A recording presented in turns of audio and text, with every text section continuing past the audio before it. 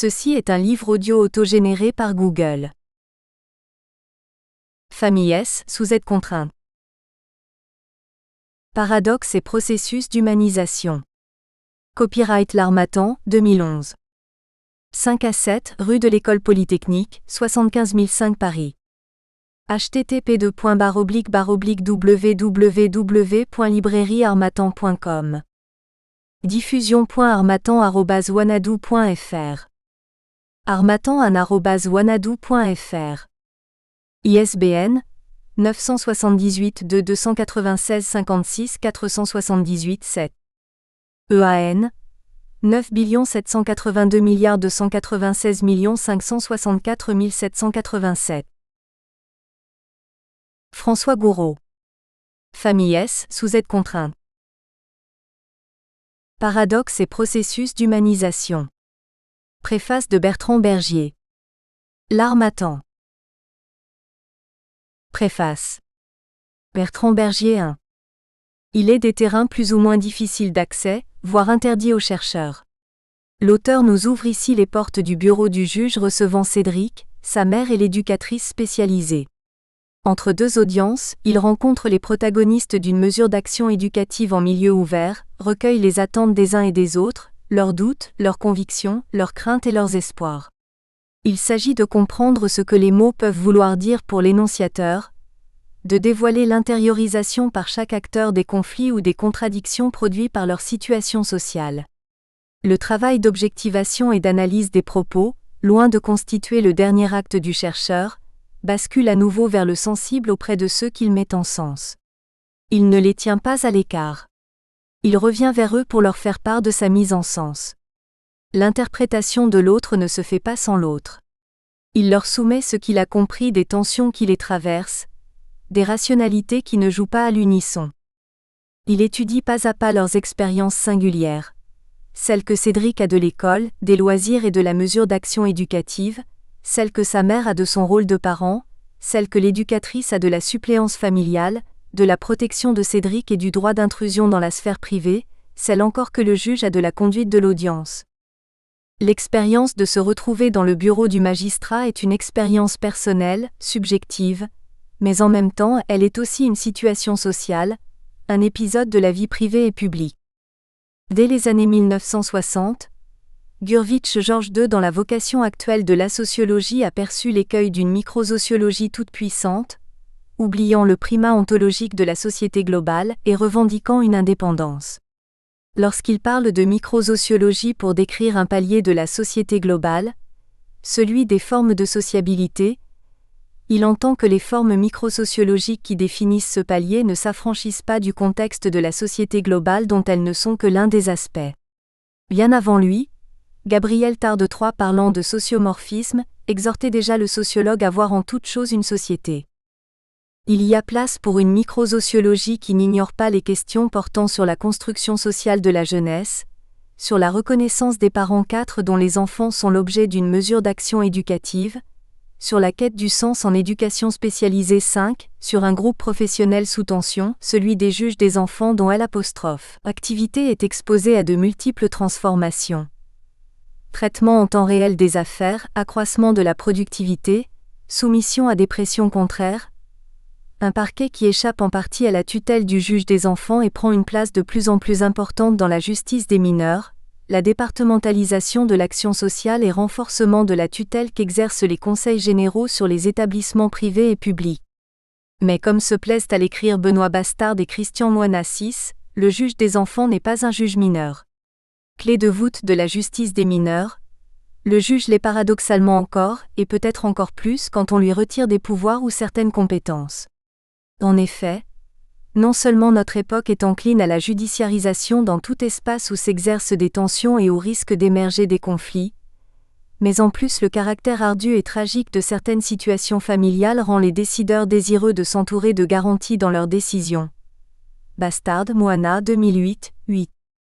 Une microsociologie qui prend en compte l'ordre social tout en s'ouvrant à l'ordre de l'interaction, qui intègre dans son raisonnement la structure de la vie sociale tout en s'ouvrant à la structure de l'expérience individuelle de la vie sociale.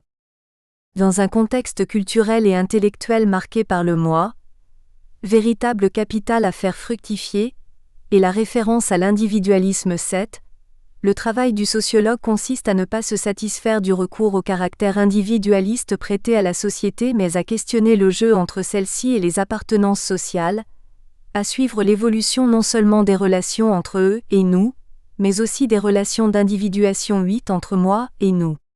La microsociologie de l'individuation interroge et met l'accent sur la dynamique des rapports des individus à leurs conditions d'existence, à leur position, à leur groupe d'appartenance, à leur classe sociale, aux rapports sociaux, rapports à travers lesquels les individus se produisent et sont produits. Comme l'écrit si bien Jean-Pierre Terrail 9, le problème n'est pas d'admettre que l'individu est à la fois un être social et un être singulier, mais de savoir ce qu'il convient de faire de ces deux déterminations. Il est possible de les construire et de les traiter distinctement en fonction des champs disciplinaires, psychologie, sociologie. À chacun ses déterminations.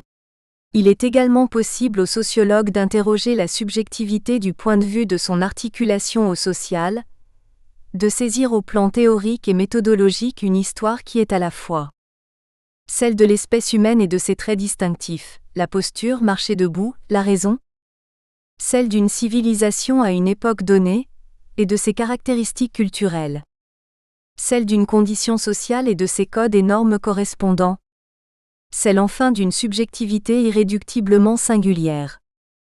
La microsociologie de l'individuation s'intéresse à une histoire qui produit continuellement de l'appartenance et de la différence. Elle étudie en quoi les rapports entre nous et eux orientent et encadrent les carrières scolaires, professionnelles et sociales, en définissant non seulement des trajectoires typiques mais des variations possibles dans leur accomplissement, ouvrant plus ou moins la voie à des trajectoires atypiques. Autrement dit, ces rapports sociaux définissent aussi les rapports d'individuation entre moi et nous, donc des espaces et temps sociaux d'autonomie individuelle. Ils interviennent dans la construction culturelle de l'individu. D'un milieu social à l'autre, l'écart aux destinées scolaires, professionnelles, sociales caractéristiques du milieu, les marges spatio-temporelles d'autonomie varient et dans les pratiques et dans les consciences collectives. Dans le règne animal, les générations se suivent et se ressemblent. La différenciation des membres à l'intérieur d'une espèce donnée n'évolue pas ou peu. Non seulement il n'y a guère de variation dans l'accomplissement de la trajectoire typique de l'espèce, c'est-à-dire peu d'espace et de temps d'individualité biologique, mais ces variations demeurent stables sur le long terme, d'une descendance à l'autre. Dans le règne humain, chaque génération hérite de conditions d'individuation plus ou moins bouleversées. Il y a à la fois une complexité et une différenciation grandissante des trajectoires typiques, et pour chaque trajectoire, des écarts aux typiques plus ou moins prononcés socialement, inégalement prononcés, mais de plus en plus fréquents. Le caractère illimité du processus d'accumulation historique met l'individu humain en présence d'un monde social et culturel dont l'ampleur et la diversité dépassent immensément ce qu'il peut s'en approprier psychiquement au cours de sa vie. Mais par là même apparaît la possibilité au moins formelle d'une différenciation elle-même illimitée dans le contenu et la forme de ce que chaque individu s'en approprie effectivement, la possibilité qu'à la simple individualité biologique vienne se superposer et s'imposer la singularité inépuisable des apostrophes. Une individualité historico-sociale, d'une personnalité se formant et se transformant avec l'activité de l'individu au cours d'une biographie toujours plus ou moins unique. Lucien Sève, 1980, 136-11. Il existe des formes d'existence collective où les destins prescrits obèrent la possibilité pour l'individu de se penser comme le sujet d'une histoire singulière. Il est alors tentant de conclure qu'il n'y a d'autre entité personnelle que le nous, que celui-ci porte et emporte tout, qu'il n'y a pas de destin singulier, que l'individu est réduit à son statut social, au mieux à son personnage. Finalement, le problème c'est que la notion d'individu est toujours sur le point de se dissoudre par excès ou par défaut de sens. Marc Auger, 1982, 188-12. François Gouraud met ses pas dans ceux d'Yves Barrel.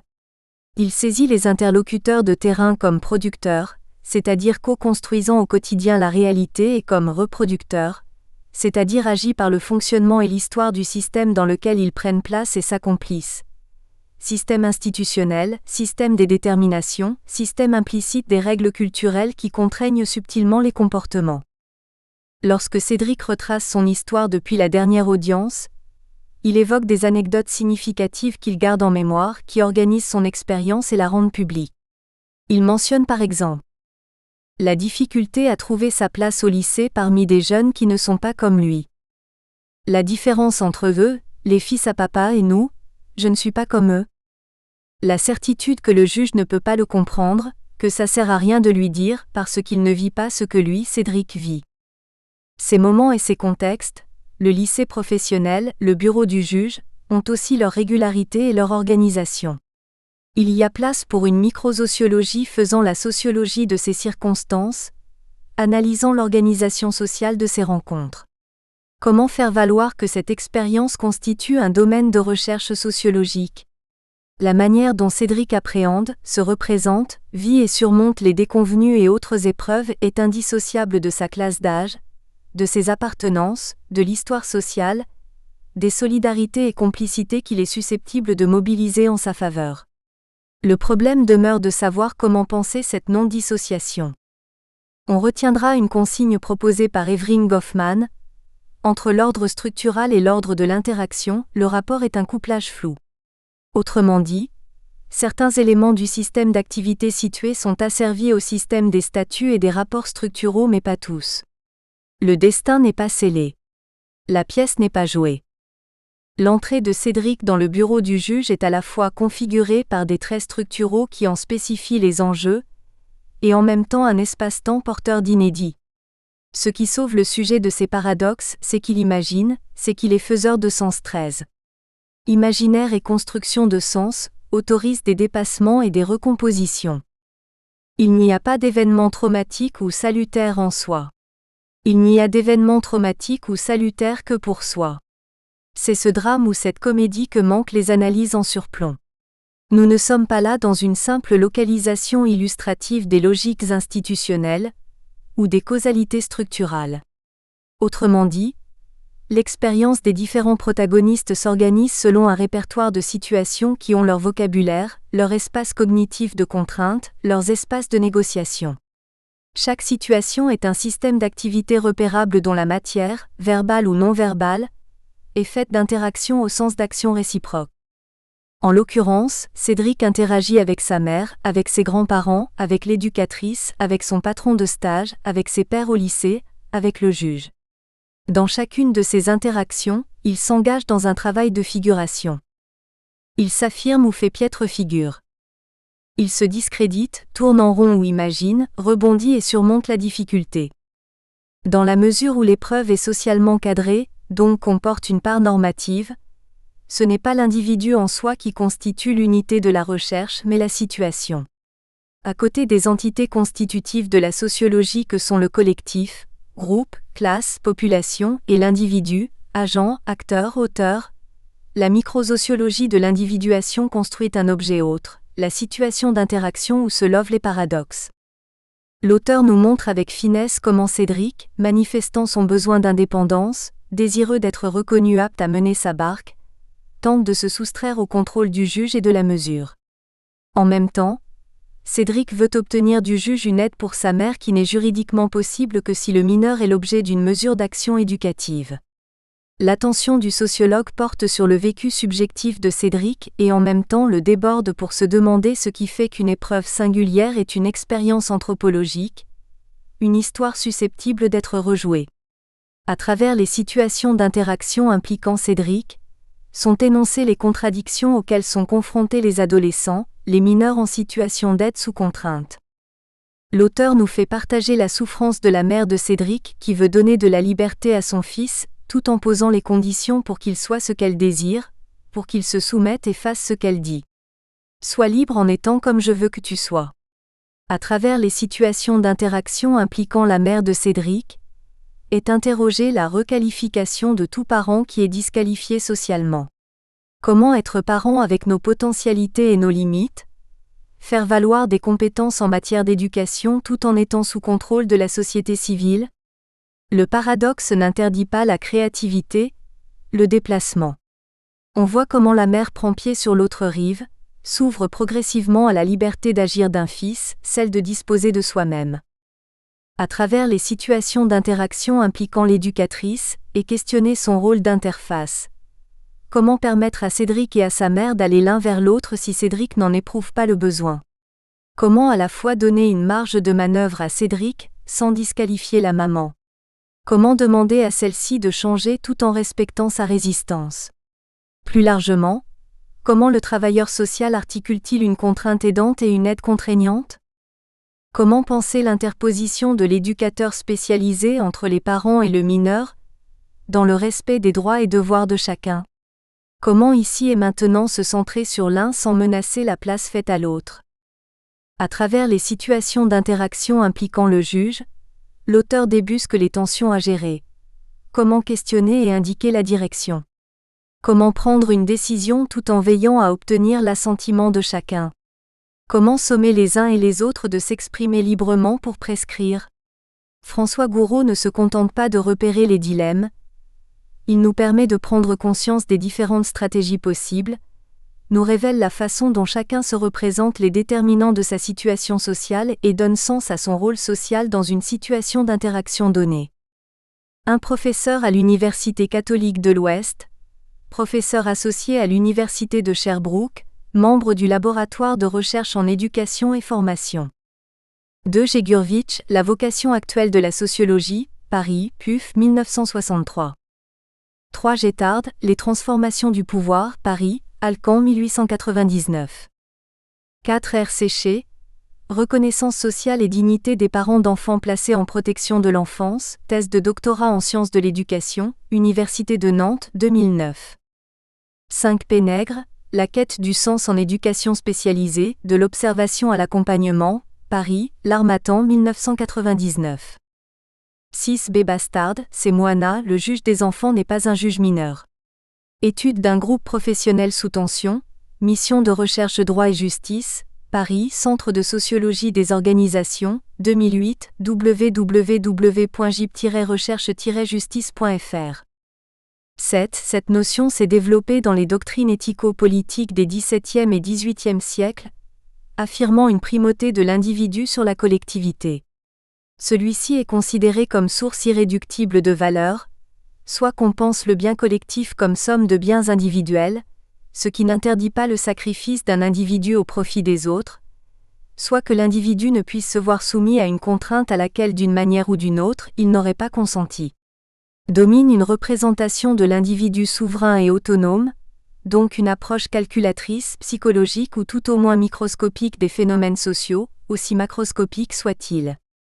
8. Le concept d'individuation a été introduit dans la pensée scolastique par les traductions d'Avicenne, XIe siècle. Le principe d'individuation est ce qui fait qu'un individu se distingue de tous les autres de la même espèce. Il est principe de différenciation. 9. J.P. Terrail, Destin ouvrier, la fin d'une classe, Paris, PUF 1990-19. 10. À chaque période de l'histoire, les percées individuelles visant à élargir les rapports de reconnaissance se rassemblent en un nouveau système d'exigences normatives, et la succession de ces systèmes pousse constamment l'ensemble du développement social dans le sens d'une individuation croissante. À Honnête, Lutte pour la reconnaissance, Paris, Le Cerf 2102. 11 Elsev, Une introduction à la philosophie marxiste, Paris, Éditions sociales 1980. 12 Monsieur Auger, Le génie du paganisme, Paris, Gallimard, 1982.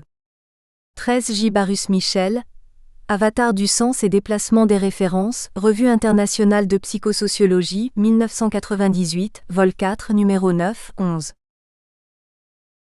Introduction. Rapporter du langage au langage. Toute construction de savoir en sciences humaines consiste, comme nous l'a si bien montré Michel Foucault, à rapporter du langage au langage. À restituer la grande plaine uniforme des mots et des choses. À tout faire parler. C'est-à-dire à faire naître au-dessus de toutes les marques le discours second du commentaire. Le propre du savoir n'est ni de voir, ni de démontrer, mais d'interpréter. 14. Poser alors comme question de recherche, en quoi les discours produits par chacun des interlocuteurs d'une mesure d'action éducative en milieu ouvert, MAEMO, sont-ils révélateurs de la façon dont ceux-ci se représentent les niveaux et les classes qui structurent leur situation sociale? n'est qu'une énième déclinaison d'une tentative de construction d'un sens à l'aide de mots. Celle-ci n'a pas la prétention de dégager des lois qui permettraient d'anticiper sur un avenir, qui ne serait alors plus qu'une programmation du lendemain.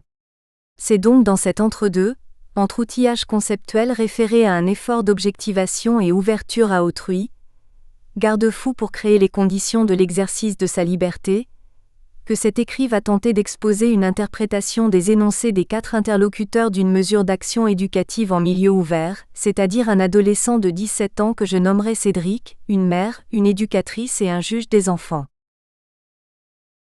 Un objet non étudié.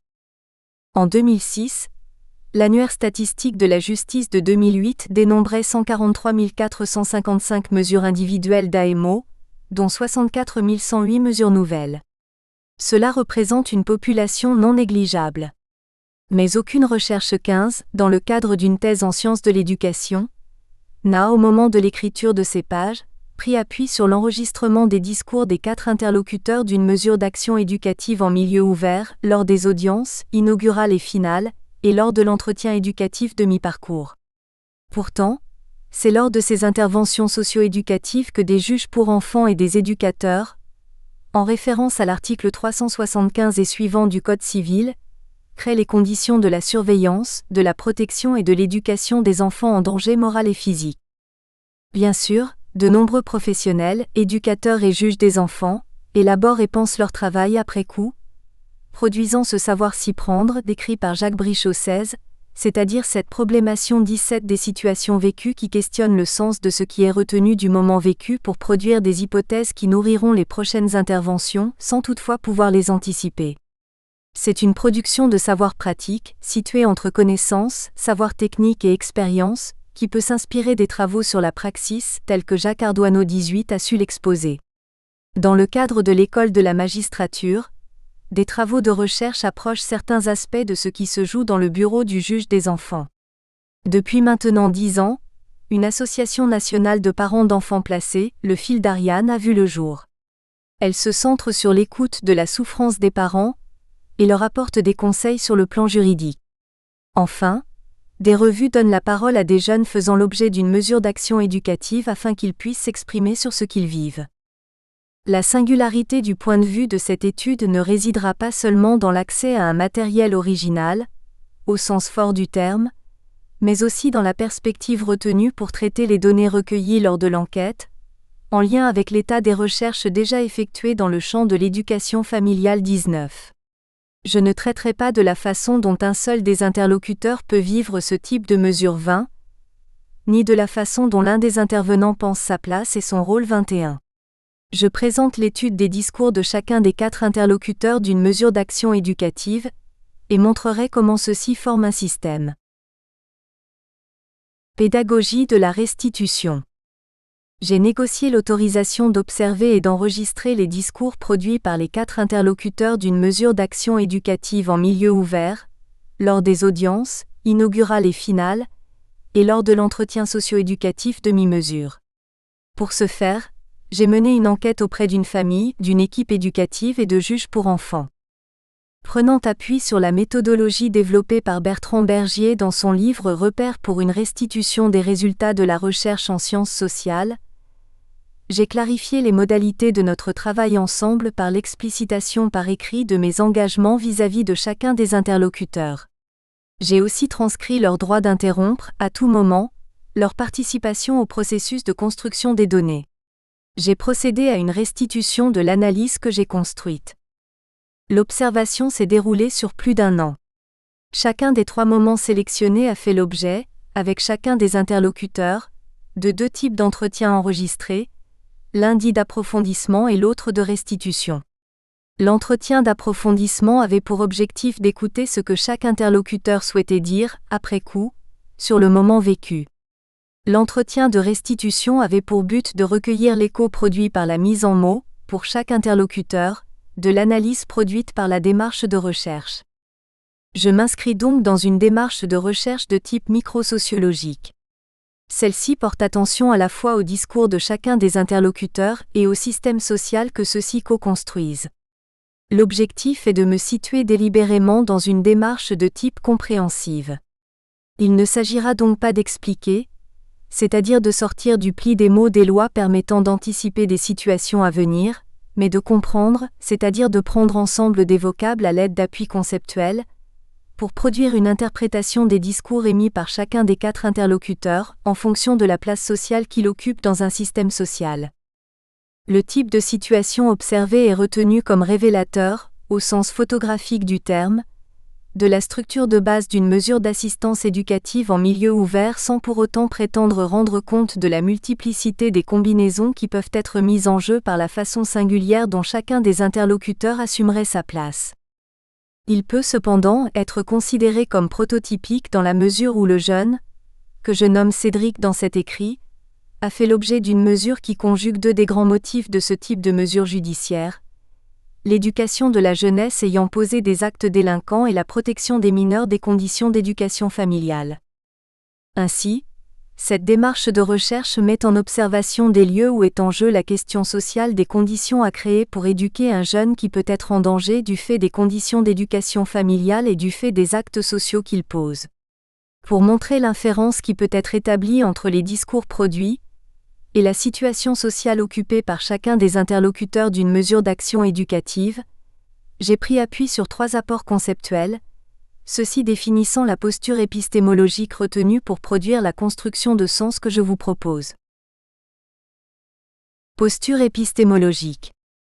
Définir la posture épistémologique implique de préciser d'où l'on parle, comme le précise Develey 22. Pour ma part, je fais mienne l'idée qui consiste à dire que les conditions à remplir pour élaborer une recherche impliquent le repérage des points d'appui conceptuels que se donne le chercheur afin que celui-ci soit attentif à leurs effets à chaque étape de la recherche. Le paradigme de référence qui m'a servi à construire ce travail est l'approche paradoxale développée par Yves Barrel. Cette conceptualisation propose une lecture des changements logiques entre les classes et les niveaux qui structurent les discours des interlocuteurs d'une mesure d'action éducative. Le terme classe est employé ici au sens mathématique du terme, c'est-à-dire un sous-ensemble, élément d'un ensemble englobant. Par exemple, la classe des signes et la classe des signifiants sont 2 sous-ensembles qui constituent le niveau de la construction d'un sens pour communiquer avec autrui, lorsqu'on utilise le discours comme média.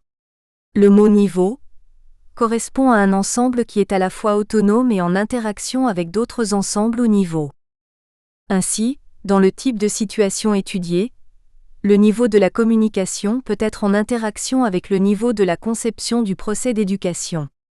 Nous verrons ultérieurement que nous y adjoindrons d'autres niveaux. Les rapports, d'une part entre les classes à l'intérieur d'un niveau et d'autre part entre les niveaux, forment alors un système caractérisé pour l'approche paradoxale, par la fusion et la séparation des classes et des niveaux.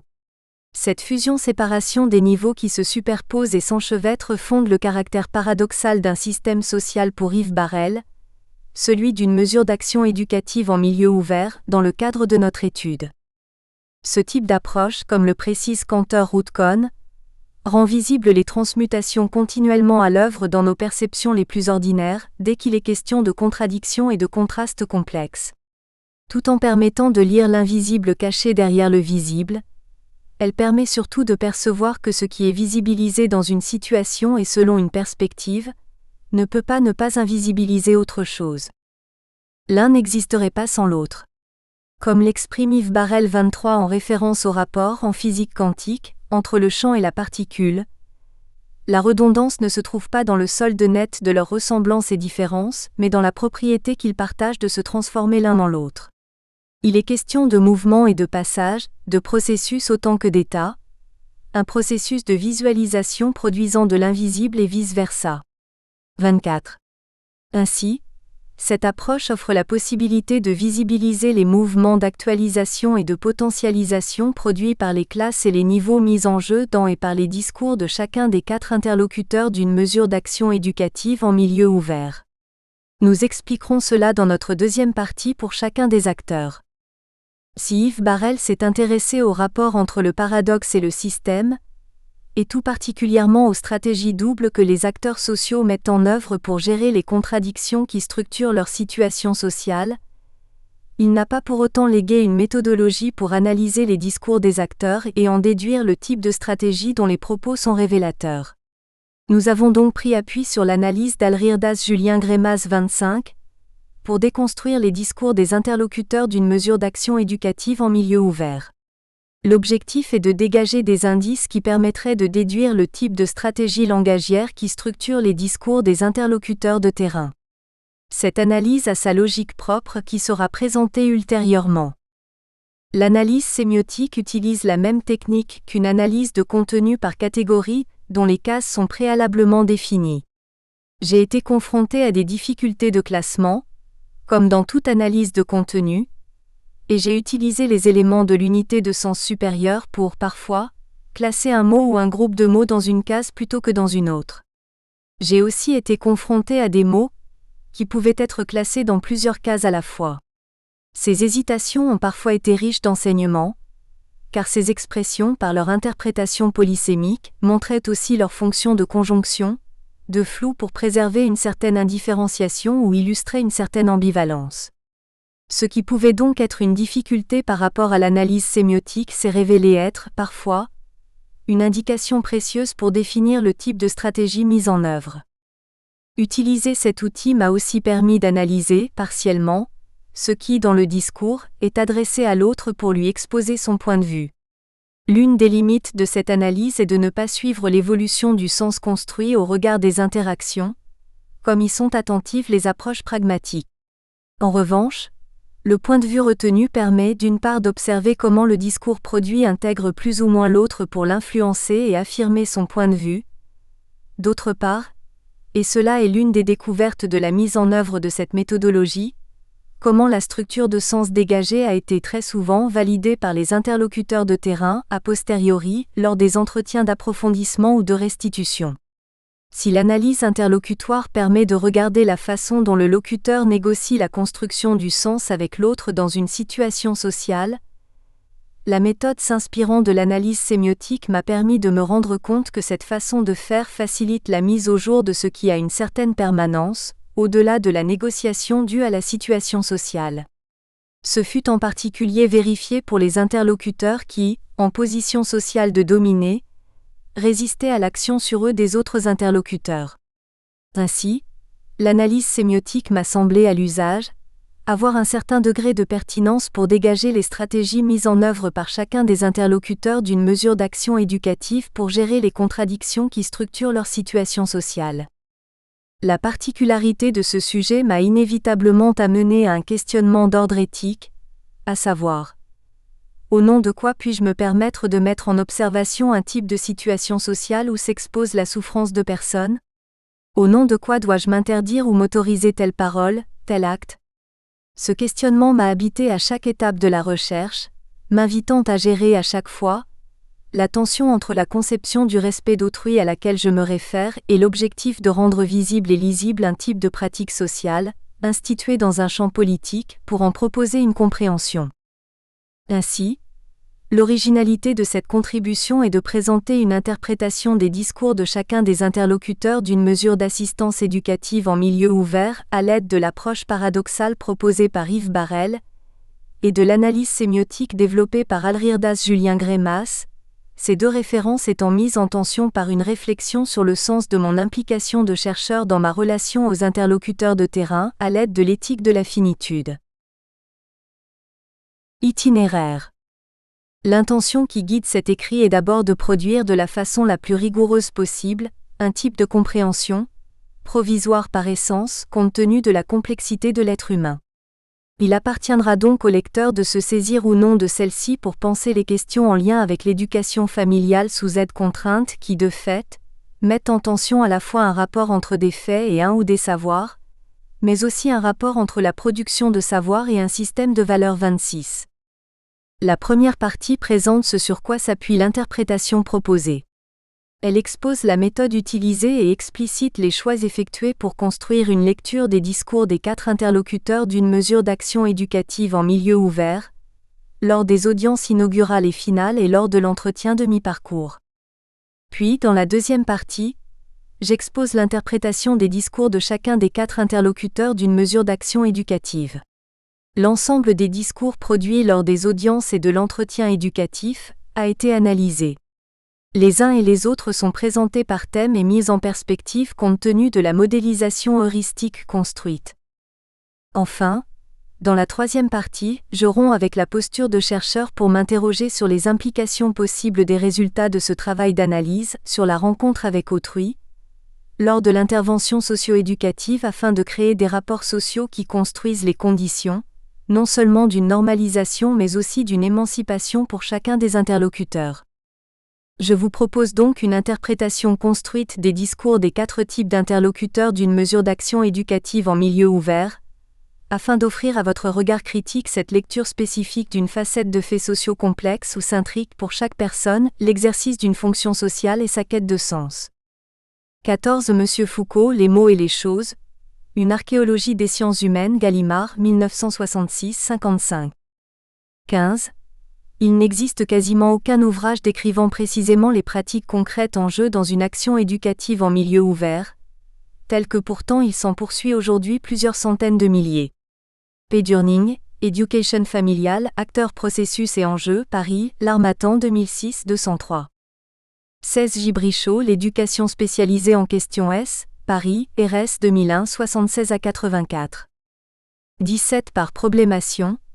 Il s'agit d'entendre une mise en problématique qui dégage des pistes d'action et non des préconisations pour l'intervention socio-éducative. 18 J. Ardoineau, préface du livre de F. Imbert pour une praxis pédagogique, Vigneux, Matrice, 1985, 406. 19 P. Durning J. Chrétien, L'AMO en recherche, l'état des questions, Vigneux, Matrice 2001, 216. 20 Arurka, l'efficacité de l'action éducative d'aide à domicile, le point de vue des usagers et des professionnels, Paris, L'Harmattan 2008, 180. 21 P. Rousseau, pratique des écrits et écriture des pratiques, Paris, L'Harmattan 2007, 292. 22 Monsieur Develay, propos sur les sciences de l'éducation, réflexion épistémologique, ici les Moulineaux, ESF 2001, 13. 23 Y. Barrel, La marginalité sociale, Paris, PUF, 1982-92. 24 RC. Cohn, Démarche clinique et pensée paradoxale en sciences de l'éducation, Paris, dossier en vue d'une habilitation à diriger des recherches, janvier 1992, 65. 25 J. Courte, Introduction à la sémiotique narrative et discursive, Paris Hachette, 1976, 141. Analyse sémiotique du discours, de l'énoncé à l'énonciation, Paris, Hachette, 1991, 312. Cet auteur a divulgué la méthodologie mise en œuvre par A.J. Grémas. 26 Monsieur Soetard, Sujet d'expérience, sujet transcendant, sujet transcendantal, LAREF, UCO. Angers 2003. Première partie. Une interprétation linguistique, sociologique et existentielle. Comment interpréter les discours des interlocuteurs d'une mesure d'action éducative à l'aide de l'analyse sémiotique d'Alrirdas Julien Grémas, de l'approche sociologique d'Yves Barrel et de l'éthique de la finitude? Pour répondre à cette question, je déclinerai d'abord différentes propositions pour interpréter les discours en éducation spécialisée. Puis, j'exposerai l'analyse que je retiens de la situation d'interprétation, pour ensuite développer les fondements de l'interprétation que je propose. En conclusion, je présenterai comment j'ai construit une interprétation à partir de 3 dimensions, linguistique, sociologique et existentielle. Chapitre 1 Mesures d'action éducative en milieu ouvert et interprétation. Prendre pour objet d'étude les discours des 4 interlocuteurs d'une mesure d'action éducative dans le cadre d'une thèse en sciences de l'éducation, c'est d'emblée se situer dans le champ d'étude de l'éducation familiale, tel Q'. Il a été défini par Paul Durning 27, champ dans lequel sont comprises les interventions socio-éducatives, en particulier les situations où des professionnels aident les parents ou le groupe familial à assurer ses tâches éducatives, notamment lorsque celui-ci est en difficulté, par exemple dans le cadre d'actions éducatives en milieu ouvert, AMO 28. Mais affirmer cela ne dit rien sur la façon dont je vais traiter ce sujet. Tout d'abord, quel sens donner au terme interprété?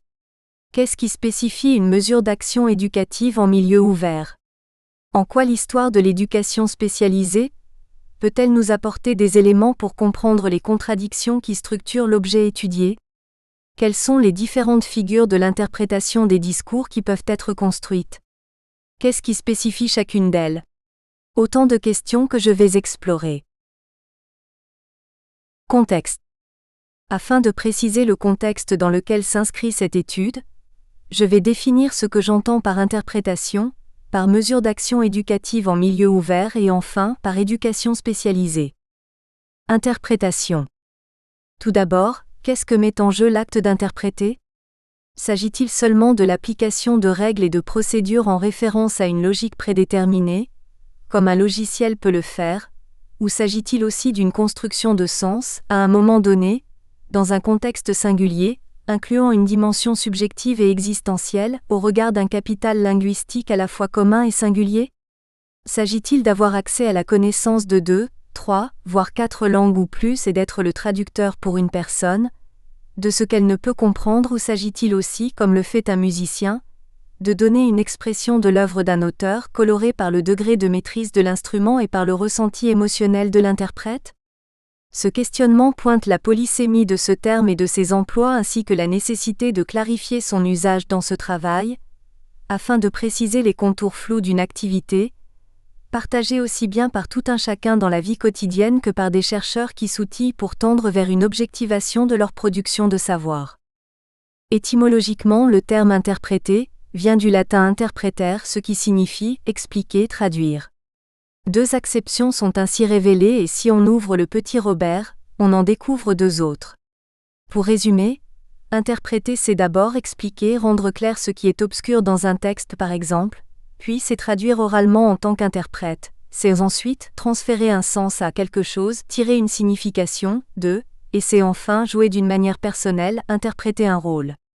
L'interprétation a donc 2 grandes significations, celle de traduction et celle d'exécution d'un rôle.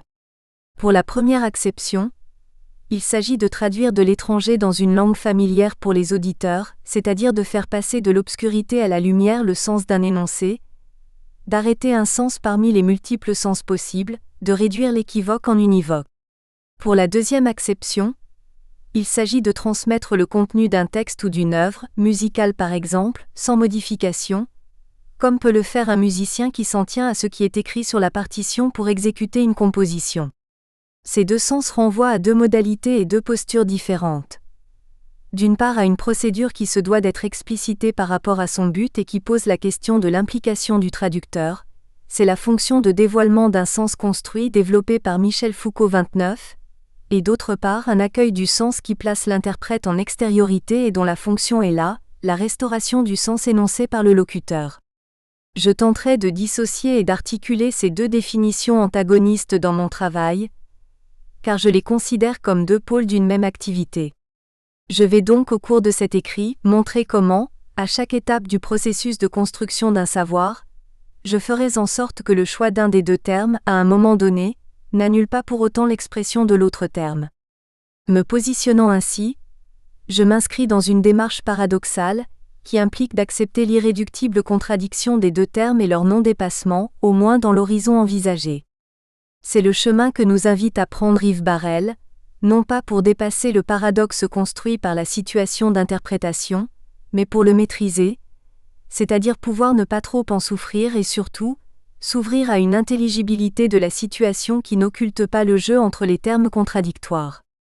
Il nous propose de nous ouvrir à une stratégie de prise en compte sans réticence de la complexité 30. Mesures d'action éducative en milieu ouvert. Définition, tension, réalité sociale. Les mesures d'action éducative en milieu ouvert se situent dans le champ de la protection de l'enfance. Celle-ci se divise en 2. D'une part les interventions dans la famille par un travailleur social, payé par les services de l'État, avec l'accord du ou des parents et d'autre part, les interventions sous contrainte judiciaire qui sont donc imposées aux parents, nommées « mesures d'action éducative ». Ces dernières se divisent en 2 catégories. Les interventions en milieu ouvert et les interventions en milieu fermé. Les interventions en milieu ouvert désignent l'action d'un service éducatif au sein de la famille auprès du mineur, en coordination avec le ou les parents. En opposition à ces termes, les interventions en milieu fermé désignent les mesures de placement éducatif dans un lieu de vie différent de celui de l'un ou des 2 parents, ce qui ne signifie pas pour autant que les mineurs ne reviennent pas chez eux lors des week-ends, voire 1 ou 2 jours pendant la semaine. Dans ce dernier cas de figure, le droit d'hébergement et de visite des parents est restreint et est alors défini par le juge des enfants.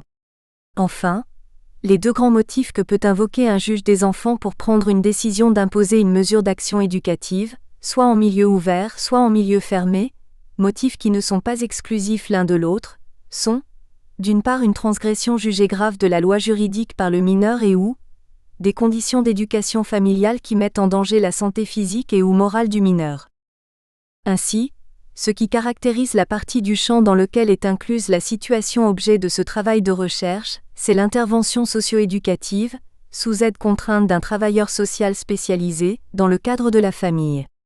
L'éducateur intervient à la fois pour aider le ou les parents à assumer leurs tâches d'éducation, et aussi pour contrôler que les conditions d'éducation ne nécessitent pas un retrait du mineur de son milieu familial. Cette définition laisse entrevoir que les mesures d'action éducative sont traversées par des tensions. Tout d'abord la tension entre la société publique et la société privée, c'est-à-dire l'opposition entre, d'une part la définition qu'attribue la société publique aux conditions minimum à mettre en place pour l'éducation d'un enfant, et d'autre part la définition des conditions d'éducation données par le ou les parents. De plus, les mesures d'action éducative sont aussi traversées par la tension entre l'aide apportée aux parents pour éduquer leur enfant et la contrainte exercée par le contrôle du juge des enfants et le suivi éducatif mis en œuvre par l'éducateur spécialisé. C'est la tension issue de la contradiction entre, d'une part une intention qui, du point de vue de la sphère publique, se veut bienveillante mais qui peut être vécue par les parents comme malveillante. En effet, ceux-ci peuvent la vivre comme l'expression d'une disqualification de leur aptitude à assumer leur rôle de parent, ou encore comme une contestation de leur conception de leur rôle de parent. Enfin, la relation parent-enfant peut être source de tension. De fait, c'est au nom des droits de l'enfant en référence à la loi française que le juge décide. Il prend en compte à la fois les droits des parents et ceux de l'enfant. S'il prend la décision d'une mesure, c'est au nom d'un besoin fondamental de l'enfant, exprimé ou non par celui-ci, qui n'est pas pris en compte par le ou les parents. Cette situation place l'éducateur en position d'interface entre la souffrance vécue par l'enfant et l'exercice de l'autorité parentale par le ou les parents.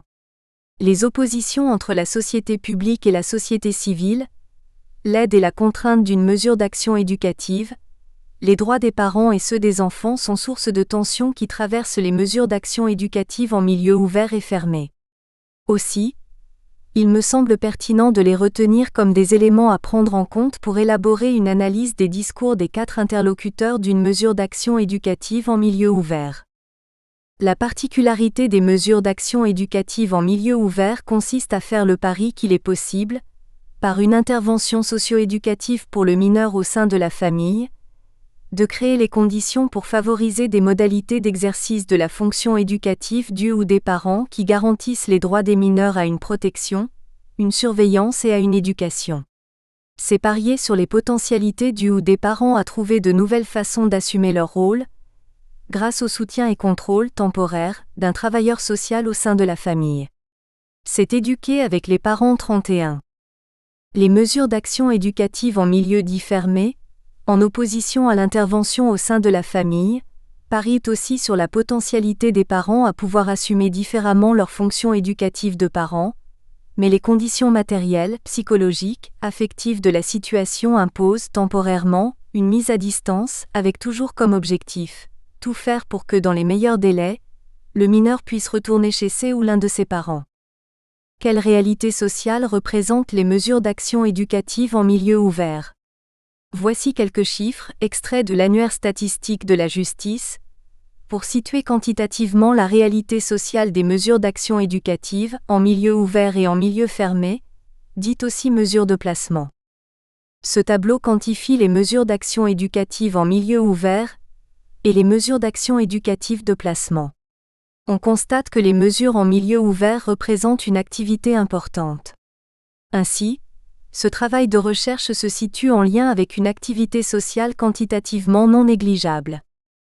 Education spécialisée, contradiction et parole. L'éducation spécialisée a une histoire relativement récente.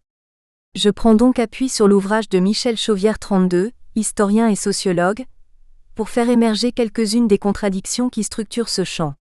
Puis, je montrerai la place prépondérante de la parole en éducation spécialisée.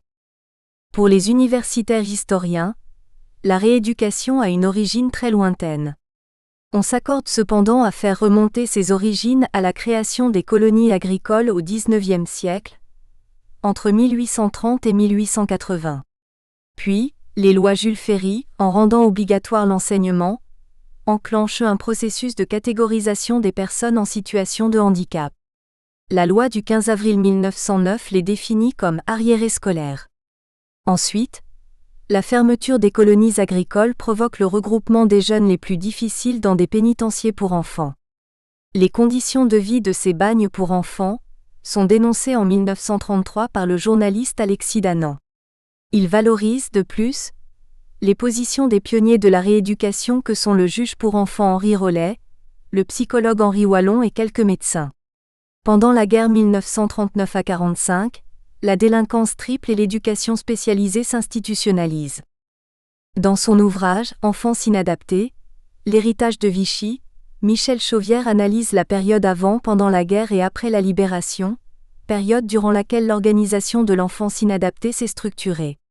Avant la guerre, la psychiatrie infanto-juvénile répond à une commande d'expertise et de pronostic émanant de quelques magistrats et enseignants. Sous Vichy, elle concourt à l'institutionnalisation de l'éducation spécialisée et fixe les conditions générales du dépistage et de la classification. Elle dirige des centres d'observation et fonde les premières écoles de cadres. Après la libération se confirme tout d'abord la disjonction entre l'éducation surveillée et l'éducation nationale. L'éducation spécialisée est alors financée par l'État, tout en ayant pour une partie de son champ un statut juridique privé. L'éducation spécialisée est alors une organisation qui a la double mission d'adapter les inadaptés et de proposer des pratiques sociales inventives. Ensuite, la définition de la notion d'enfance inadaptée et de la formation professionnelle par la neuropsychiatrie de type techniciste a favorisé le déploiement de l'enfance dite inadaptée. En effet, la neuropsychiatrie naturalisera l'enfance irrégulière, en apportant les outils légitimant sa mise à l'écart du système scolaire et son traitement rééducatif. La professionnalisation gère l'opposition entre un rôle de technicien et une position charismatique. Elle produit un professionnel tiraillé entre la division du travail et le souci d'être la personne de synthèse, pivot de l'éducation du jeune dit inadapté. L'activité de l'éducation spécialisée est donc traversée par la contradiction entre un rôle d'adaptation sociale et un rôle d'innovation sociale. Elle est animée par des professionnels pris entre un rôle charismatique et un rôle de technicien. Cette double contradiction, qui traverse l'activité des éducateurs spécialisés, structure l'activité des organisations où ils exercent, organisations qui reçoivent leur mission de l'État et mettent en acte la politique de protection de l'enfance. Ainsi, dans le cadre d'une mesure d'action éducative en milieu ouvert, le juge des enfants et l'éducateur symbolisent l'ingérence de la sphère publique dans la sphère privée au nom de l'ordre public troublé et de la protection de l'enfant en danger. L'interprétation des discours des 4 interlocuteurs d'une audience d'action éducative devra donc prendre en compte les caractéristiques du positionnement social du juge et de l'éducateur, hérité de l'histoire. S'intéresser à l'interprétation des discours des 4 interlocuteurs lors d'une intervention socio-éducative d'une mesure d'action éducative, c'est présupposer que la parole a une place prépondérante. D'où vient ce présupposé ? Quelle place la parole a-t-elle prise, progressivement, dans l'intervention socio-éducative lors des mesures de placement et d'AEMO ? En quoi celle-ci est-elle incontournable lors de l'intervention socio-éducative ? Béatrice Coppel écrit « La structure forte, autoritaire, hiérarchisée de l'éducation surveillée a laissé en partie la place à de nouveaux modèles. La psychanalyse, l'antipsychiatrie, la pédagogie institutionnelle ont transformé l'éducation surveillée en une énorme machine parlante. De petits alvéoles causants se sont formés à l'intérieur du système, le cabinet du juge, le bureau du psychologue, le couloir de consultation, la voiture de l'éducateur, la cuisine de l'établissement, le dortoir du foyer, le réfectoire du centre d'observation sont devenus des lieux d'échange. Ça parle partout. Des lieux nouveaux sont nés. Des salles de réunion ont surgi, des locaux neufs ont été construits pour comprendre, analyser ce que nous pouvions dire de nous sur eux. Mais qui parle? Nous bien sûr avec eux les jeunes. 33 Ce propos illustre comment la parole est devenue, très vite, le média par lequel les éducateurs agissent envers autrui, c'est-à-dire leurs pairs, les éducateurs ou ceux dont ils reçoivent le mandat d'intervenir, les juges pour enfants ou le mineur, mais aussi, progressivement, le ou les parents. Ainsi, cet auteur décrit les centres éducatifs comme une ruche bourdonnante où la parole est à la fois produite et analysée par les professionnels. Michel Hotès, sociologue, exprime dans Le travail social indéfini, dans Recherche et prévision lui aussi, en quoi et comment l'art de faire du travail social implique de maîtriser les outils de la parole. Écouter, accueillir, aider. Nous espérons que vous avez apprécié cet aperçu. Pour continuer à écouter ce livre audio sur Google Play Livres, utilisez le lien dans la description de la vidéo.